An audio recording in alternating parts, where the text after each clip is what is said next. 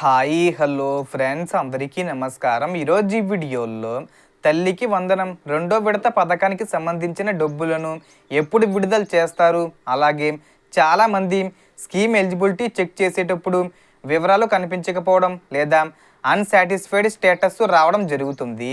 అందుకే ఈ వీడియోలో ఎలిజిబిలిటీ ఎలా చెక్ చేసుకోవాలి, అన్సాటిస్ఫైడ్ వస్తే ఏం చేయాలి, ఎలిజిబుల్ మరియు ఇనెలిజిబుల్ జాబితాలు ఎప్పుడు వచ్చే అవకాశం ఉంది, అలాగే డబ్బులు మీ బ్యాంక్ ఖాతాల్లో జమ కావాలంటే ఏ విషయాలు తప్పనిసరిగా చూసుకోవాలో క్లియర్గా చెప్పబోతున్నాను.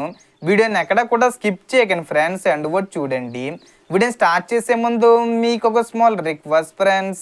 ఏపీ గవర్నమెంట్ నుంచి తల్లికి వందనం పథకానికి సంబంధించి మరియు ఇతర పథకాలకు సంబంధించి ఏ చిన్న అప్డేట్ వచ్చినా మీరు మిస్ కాకుండా ఉండాలంటే వెంటనే మన ఛానల్ని సబ్స్క్రైబ్ చేసుకోండి. అండ్ సబ్స్క్రైబ్ చేసుకున్న వాళ్ళందరూ కూడా సబ్స్క్రైబ్ బటన్ పక్కన ఉన్న గంట సింబల్లో ఆల్ అని పెట్టుకోవడం మర్చిపోకండి ఫ్రెండ్స్. ఇలా పెట్టుకోవడం వల్ల నేను పెట్టే ప్రతి ఒక్క వీడియో మీరు నోటిఫికేషన్ రూపంలో పొందగలరు. అండ్ వీడియో మీకు నచ్చితే లైక్ చేయండి ఫ్రెండ్స్. సో ఏమాత్రం లేట్ చేయకుండా వీడియోలోకి వెళ్ళిపోద్దాం. సో ముందుగా అధికారిక పోర్టల్లోకి వెళ్ళి తల్లి ఆధార్ నెంబరు నమోదు చెయ్యాలి. తల్లి లేకపోతే తండ్రి లేదా నమోదు చేసిన గార్డియన్ ఆధార్ నెంబరు ఇవ్వాలి.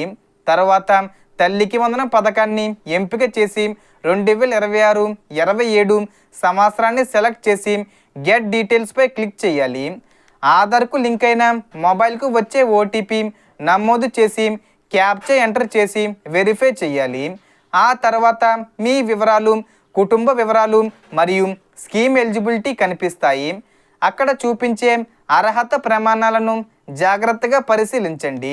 ఆదాయ పన్ను, భూమి పరిమితి, విద్యుత్ వినియోగం, 4 చక్రాల వాహనం, పట్టణ ప్రాంతం ఆస్తి పరిమితి, ప్రభుత్వ ఉద్యోగం వంటి అర్హతలకు సంబంధించిన వివరాలు సరిగ్గా ఉన్నాయో లేదో చూసుకోండి. ఒకవేళ ఏదైనా అంశంలో అన్సాటిస్ఫైడ్ అని కనిపిస్తే దాని కింద కారణం కూడా చూపించే అవకాశం ఉంటుంది.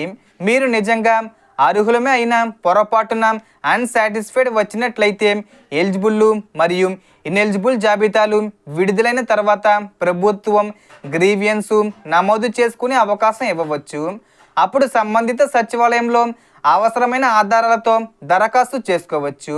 ప్రభుత్వం ప్రకటించిన సమాచారం ప్రకారం ఈ నెల జూలై 16, 17, 18 తేదీల్లో విడతల వారీగా నిధులు విడుదల చేసే అవకాశం ఉందని వెల్లడించారు.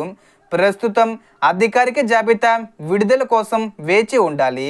సమాచారం ప్రకారం జాబితా నిధుల విడుదలకు ముందే అంటే సుమారు 10 లేదా 11, 12 తేదీల్లో విడుదలయ్యే అవకాశం ఉంది. ఈ జాబితా సంబంధిత సచివాలయానికి చేరి నోటీస్ బోర్డుపై ప్రదర్శించే అవకాశం ఉంటుంది. మీ పేరు ఎలిజిబుల్ జాబితాలో ఉంటే వెంటనే మీ బ్యాంక్ ఖాతాకు ఆధార్ లింక్ అయి ఉందో లేదో, అలాగే ఎన్పిసిఐ మ్యాపింగ్ యాక్టివ్లో ఉందో లేదో తప్పనిసరిగా చెక్ చేసుకోండి. ఒకవేళ ఎన్పిసిఐ ఇన్యాక్టివ్గా ఉంటే బ్యాంకు లేదా సేవా కేంద్రం ద్వారా యాక్టివ్ చేయించుకోండి. ఎందుకంటే డీబీటీ ద్వారా ప్రభుత్వం డబ్బులను నేరుగా ఆధార్కు మ్యాప్ అయిన బ్యాంక్ ఖాతాల్లో జమ చేస్తుంది. అలాగే మొబైల్ నెంబర్ కూడా బ్యాంక్ ఖాతాకు లింకు చేసి ఉంచితే డబ్బులు జమైన వెంటనే ఎస్ఎంఎస్ అలర్ట్ వస్తుంది.